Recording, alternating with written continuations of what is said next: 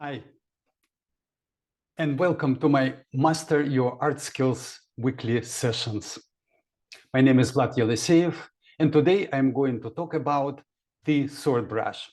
One of the last sessions which I did showing you how to work with trees, I used my sword brush, and there were a lot of questions about how do you hold the brush, because some people, and the camera was actually overhead camera, and people could not see the way you hold it and the way I work with this brush. So today I set up another camera, which is side camera, which will show you that process in detail. I'm going to paint some lines, some trees, some patterns, just showing you how to use it one more time. Thank you, and let's go to the top camera still. And I'm going to paint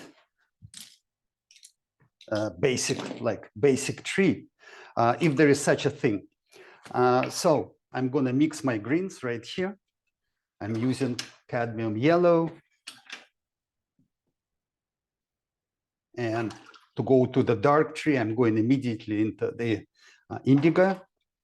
I will let it, oh, just a fresh squeeze, so much here. Cerulean blue, lighter tree. I'm going to use a little bit of yellow ochre here to warm up everything. Okay, and just I'll just going to paint a basic shape, just say like there's no such thing as basic tree, but just like a kind of trees which you see around you. In Florida, where I live, we have a lot of palm trees. So there are more palm trees than trees like this.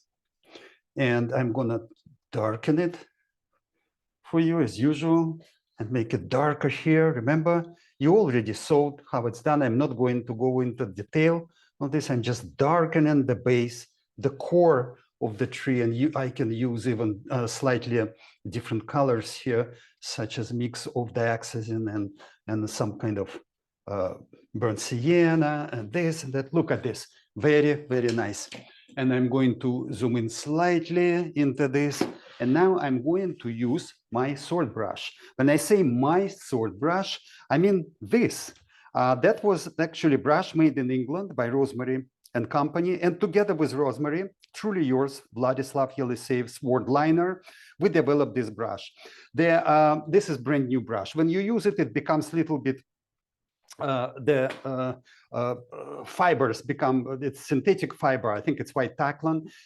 It's going to get a little bit darker, and that is normal. It's getting, the longer you use it, it's getting darker and darker. But now I'm going to send you to another side camera, and we're going to see. All right, I'm going to put it right here. And let me see, hold on, I'm going to shed in this background. And then I'm going to zoom in slightly too. All right. And I'm going to, I already have this dark mix. I'm loading the brush.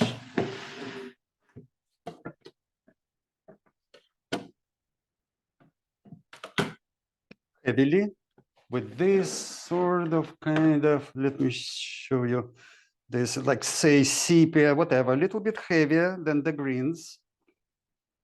Burnt sienna, sepia, maybe a little bit of ultramarine right here. I'm creating some kind of like a darker, idea is to create something darker, branch in color.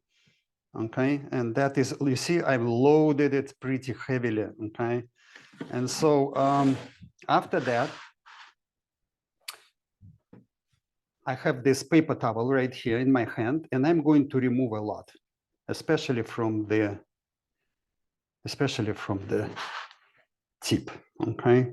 Now, the way I hold the brush is actually like this. I'm holding it by its end.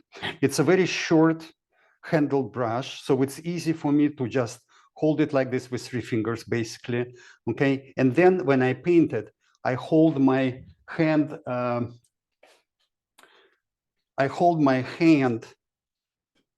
in a way that the brush is absolutely perpendicular to the surface of the paper, okay?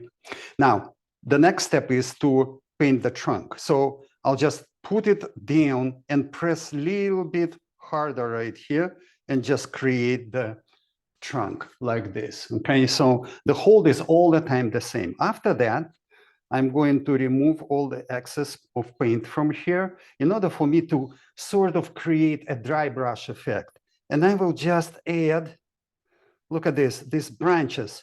And the reason I stopped using regular liners, because this brush is very universal in a way that I can just paint very thin lines. Idea, though, to successfully use it, to remove as much as you can from the tip of this brush, and then you can draw very thin lines like this, okay? And that's it. In fact, you can even, if you insist, now I'm holding it a little bit closer here, you can paint with this brush. Look at this, it's a wonderful brush to create dry brush effect here.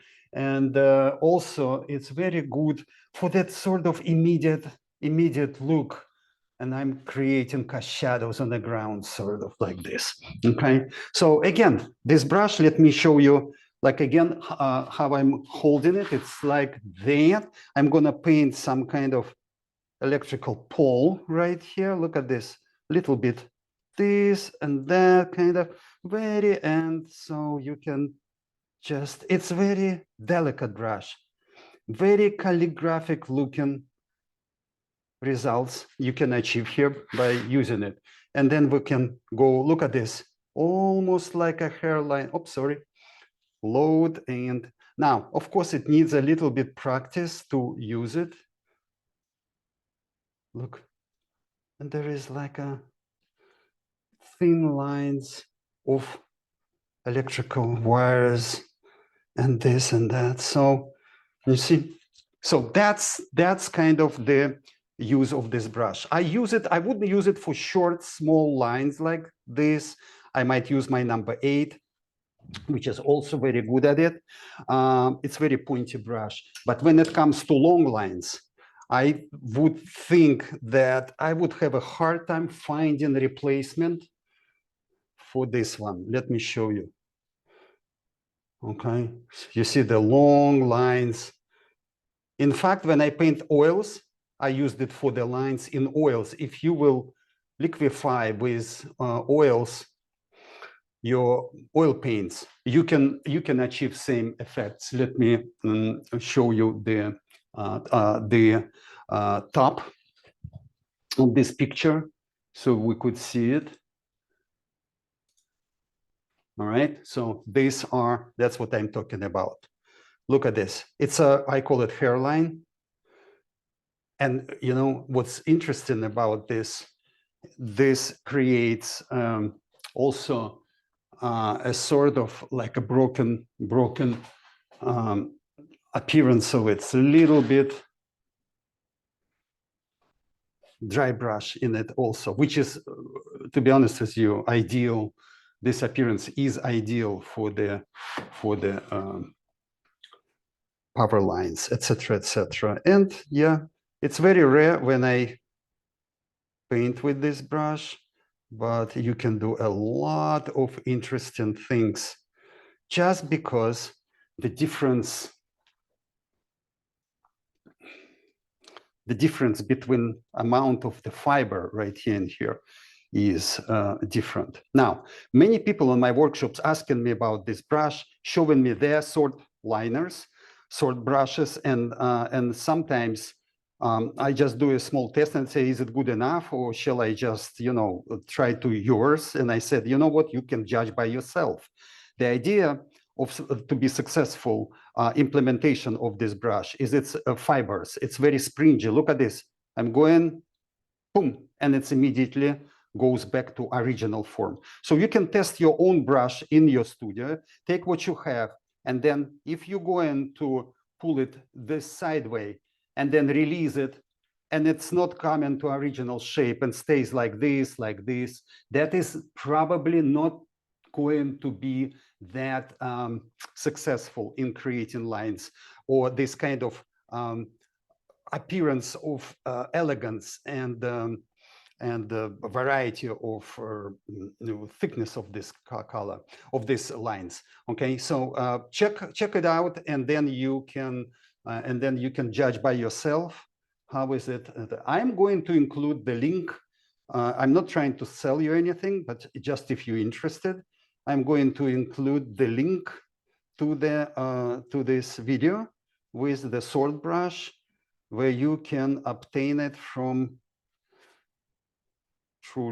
me, and it will have my name on it and Sword Liner England. Okay, so that's what you're going to get here. And so you just experimented. Many people even seen me using this brush. They're saying we're not that successful with it, Vlad. And it's I always say you have to practice with this brush, okay, until you get a feel for it. And after that, you will find that you're using it basically all the time. And that is, my friends, and that is going to be it for today. I'm glad that you joined me today, and I hope to see you next week. Thank you very much. And until next time, bye-bye.